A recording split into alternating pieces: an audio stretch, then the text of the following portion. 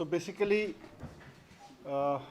Labour department के बारे में आपसे कुछ जानकारी देनी है, शेयर करनी है।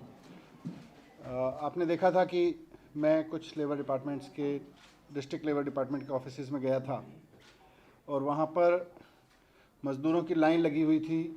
सुबह से लाइन लग जाती थी। ये वो मज़दूर हैं जो अपना रजिस्ट्रेशन, कंस्ट्रक्शन मज़दूर हैं जो गरीब मज़दूर अपना रजिस्ट्रेशन कराना चाहते हैं ताकि सरकार द्वारा दिए जा रहे मज़दूरों के बेनिफिट्स की योजनाओं का लाभ उनको मिल सके। इसका पूरा डिटेल ये है कि कोई भी कंस्ट्रक्शन होता है तो कंस्ट्रक्शन कंपनी को लेबर वेलफेयर के लिए कंस्ट्रक्शन सेस देना होता है। वो सारा पैसा हमारे पास बोर्ड में आता है, कंस्ट्रक्शन वेलफेयर बोर्ड में। उसके सेक्रेटरी हैं एमटी कॉम साहब, वो भी मेरे साथ में प्रेस में कॉन्फ्रेंस में मौजूद हैं। और सरकार फिर उस पैसे को कंस्ट्रक्शन लेबर के वेलफेयर पे खर्च करती है। उसके लिए ज़रूरी है कि कंस्ट्रक्शन लेबर के पास में, उस कंस्ट्रक्शन बोर्ड के पास में उस लेबर का रजिस्टर्ड होना ज़रूरी है। ये बोर्ड किसी को तभी वेलफेयर स्कीम का फ़ायदा दे सकता है जब वो व्यक्ति हमारे पास में रजिस्टर्ड होगा। रजिस्टर्ड कंस्ट्रक्शन लेबर ही इन स्कीम्स का फ़ायदा ले सकता है। तो इसके रजिस्ट्रेशन प्रोसेस में काफ़ी कमियां थीं। मैं खुद भी डिपार्टमेंट के ऑफिसेज गया, जगह जगह से फीडबैक भी ली, तो ये समझ में आया कि रजिस्ट्रेशन प्रोसेस में थोड़ी पेचीदगी है और उसमें उसी की वजह से वहाँ टाउटिज़्म है, उसी की वजह से डिले है, उसी की वजह से लोगों को लंबी लंबी लाइनों में लगना पड़ रहा है। तो काफ़ी स्टडी करके अब हमने ये तय किया है कि कंस्ट्रक्शन वर्कर का रजिस्ट्रेशन अब डोर स्टेप डिलीवरी के ज़रिए हो जाएगा। कोई भी कंस्ट्रक्शन लेबर, उसको पहले अपने डॉक्यूमेंट लेके, अपना सर्टिफिकेट लेके, अपना फ़ोटोग्राफ लेके लेबर दफ्तर आना पड़ता था। वहाँ पे उसको लंबी लाइनों में लगना पड़ता था। फिर तो जिस दिन वो आता था उस दिन उसको अपनी नौकरी से छुट्टी लेनी पड़ती थी जहाँ भी उसका काम है। उसके बाद फिर वेरिफिकेशन के लिए आता था, या कहीं साइबर कैफ़े में जाके जमा किए तब भी वेरिफिकेशन के लिए आना पड़ता था। तो इस तरह से उसको 3-4 दिन के चक्कर लगाने पड़ते थे। अब आज से ये सर्विस शुरू हो जाएगी 1076 पे, और अब किसी भी लेबर को, कंस्ट्रक्शन लेबर को दिल्ली में सरकारी दफ्तरों के चक्कर लगाने की ज़रूरत नहीं है। वो केवल 1076 पे फ़ोन करेगा, वो बताएगा कि मैं दिल्ली में कंस्ट्रक्शन लेबर हूँ और मुझे सरकार की योजना में रजिस्टर कराना है।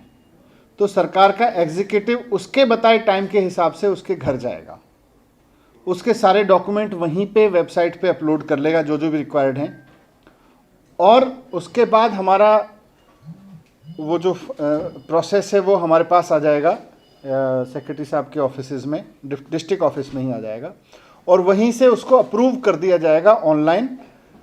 उसके बाद उसको तुरंत एक एसएमएस चला जाएगा कि आपका रजिस्ट्रेशन हो गया है, आपका रजिस्ट्रेशन नंबर ये है, आप चाहें अभी आपको अर्जेंट ज़रूरत है, आप लेबर डिपार्टमेंट से आके अपना सर्टिफिकेट लेके जा सकते हैं प्रिंट आउट। आप चाहें तो ये आपका लिंक है, यहाँ से आप प्रिंट आउट ले सकते हैं, या उसको 4 से 5 दिन के अंदर हम उसको होम डिलीवरी भी करा देंगे। उसके घर पे होम डिलीवर हो जाएगा वो सर्टिफिकेट। तो इस तरह से एक बड़े वर्ग की ये समस्या थी दिल्ली में, जो कंस्ट्रक्शन लेबर है, जिसको धक्के खाने पड़ रहे थे अपने रजिस्ट्रेशन के लिए, और उसकी वजह से रजिस्ट्रेशन कम हो रहा था। हमारे अनुमान के हिसाब से, जो मोटा मोटा अनुमान है, लगभग 10 लाख लेबर ऐसा है जो कंस्ट्रक्शन सेक्टर से जुड़ा हुआ है। और अभी तमाम प्रयासों के बावजूद 1,11,000 रजिस्टर्ड हमारे पास में हैं, और पिछले 1 महीने से काफ़ी और प्रयास भी किए। इसमें इंटरेस्टिंग ये है कि कंस्ट्रक्शन लेबर जब हम कहते हैं, तो मैं चाहता हूँ आपके माध्यम से ये भी बात लोगों तक पहुँच जाए कि कंस्ट्रक्शन लेबर केवल वो नहीं है जो सर पे ईंटें उठा के चलता है। एक्ट के हिसाब से कंस्ट्रक्शन लेबर बेलदार भी है, सामान ले जाने वाला भी है कंस्ट्रक्शन साइट पे, कोई और लेबर है अगर कोई कंस्ट्रक्शन साइट पे काम कर रहा है, राजमिस्त्री भी है, पेंटर भी है, कंक्रीट मिक्स करने वाला भी है जो कंक्रीट मिक्सर का काम करता है, टाइल लगाने वाला, स्टोन फिटर वगैरह भी है, वाइट वॉश करने वाला भी है, पीओपी का काम करने वाला भी है, कंस्ट्रक्शन साइट पे काम करने वाला चौकीदार भी कंस्ट्रक्शन वर्कर है, प्लम्बर भी है, कारपेंटर भी है, इलेक्ट्रीशियन भी है, फिटर भी है। ये सब कंस्ट्रक्शन लेबर की श्रेणी में आते हैं।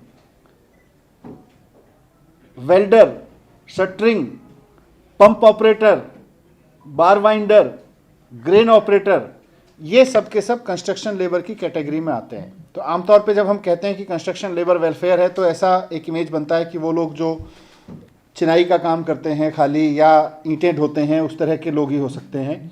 इसीलिए मैंने बहुत स्पेसिफिक बोला कि चौकीदार उस जगह काम करने वाला, वाइट वॉश करने वाला, plumber, carpenter, electrician, fitter, welder, shuttering करने वाला, पंप ऑपरेटर, बार वाइंडर, क्रेन ऑपरेटर भी है, अगर बड़ी साइट है वहाँ पे क्रेन्स वगैरह लगती हैं।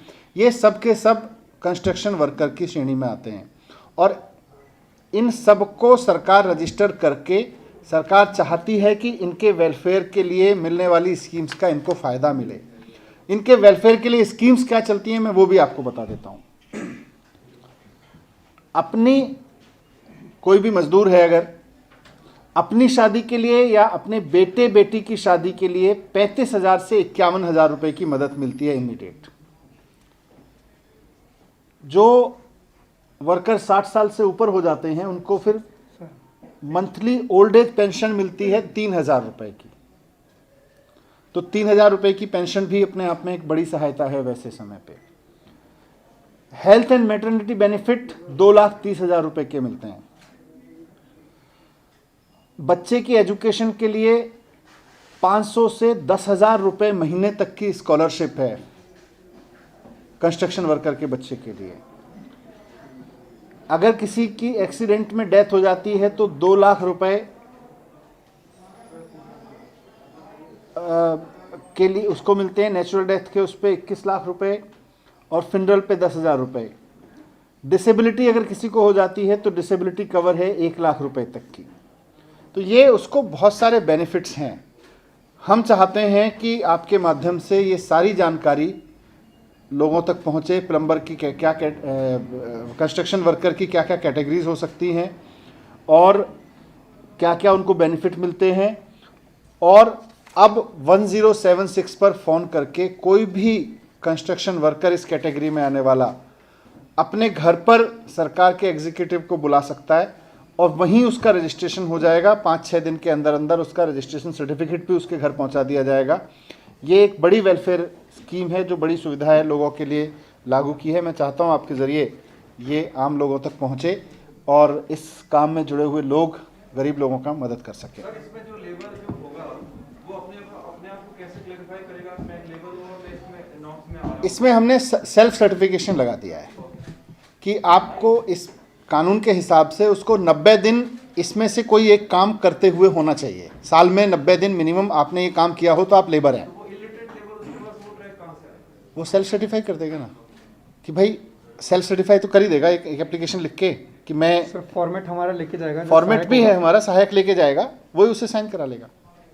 एक सवाल है एजुकेशन से जुड़ा हुआ है। कुछ लोगों की लॉकडाउन में नौकरियां गई, खासतौर पे मजदूर वर्ग की, तो उन्होंने अपने बच्चों की पढ़ाई छुड़वा दी जो आपके स्कूलों में पढ़ते थे ताकि घर को आर्थिक मदद कर सके। इसको देखने के लिए क्या कर रहे हैं कि जो बच्चों की पढ़ाई छूट गई उनको वापस स्कूल में लाए? या देखो कोई विशेष उस पर किसी ने छोड़ी हो ऐसा मेरे संज्ञान में नहीं है अभी, लेकिन सरकारी स्कूलों में ऑनलाइन क्लासेस चल रही हैं। सरकारी स्कूलों में कोई फ़ीस नहीं होती कि किसी व्यक्ति को बच्चे की फ़ीस के कारण पढ़ाई छोड़नी पड़े। अगर किसी का बच्चा प्राइवेट स्कूल में पढ़ता था तो हम खूब एंकरेज कर रहे हैं कि आप गवर्नमेंट स्कूल में एनरोल करा लीजिए, आसपास के किसी न किसी गवर्नमेंट स्कूल में एनरोल करा देंगे। और सरकारी स्कूल की क्लासेस भी इतनी लंबी चौड़ी बहुत पूरे दिन की तो है नहीं, किसी भी स्कूल की नहीं है। तो अगर कोई व्यक्ति अपने बच्चे को कहीं अपने साथ किसी काम में भी लगा रहा है तो उसके फ्यूचर के लिए थोड़ा ध्यान रखे और सरकार की ओर से भी 2-3 घंटे जब क्लास चल रही हैं उसमें उसको क्लास भी करे। आर्थिक मदद के लिए अगर उसको स्कूल से निकाल रहे हैं तो इसको किस तरह देखते हैं? नहीं, गवर्नमेंट के स्कूल से तो कोई मदद निकाल ही नहीं सकता, और मतलब गवर्नमेंट की तरफ से तो कोई निकाल नहीं रहा है। नहीं, गवर्नमेंट की तरफ से परिवार अगर अपने बच्चों को निकाल रहा है कि वो घर के लिए नहीं, मैं रिक्वेस्ट करूंगा उन पेरेंट्स से भी कि भाई अपने बच्चे के फ्यूचर की खातिर उसको पढ़ाई करने दें। सर मेरा एजुकेशन पे ही है ये जो सरकारी स्कूल में बच्चे पढ़ रहे हैं उनको सोशल मीडिया के बारे में अवेयर करने के लिए कुछ सरकार चला रही है, उसके बारे में बता दीजिए। वो मैं अलग से आप लोगों को डिटेल दे दूंगा आपको। Sir, those who have already registered, when will they start receiving the benefits? Is there a timeline for that? नहीं, उनको जो बेनिफिट चाहिए उसके लिए उनको अप्लाई करना पड़ेगा, अभी भी मिल रहे हैं।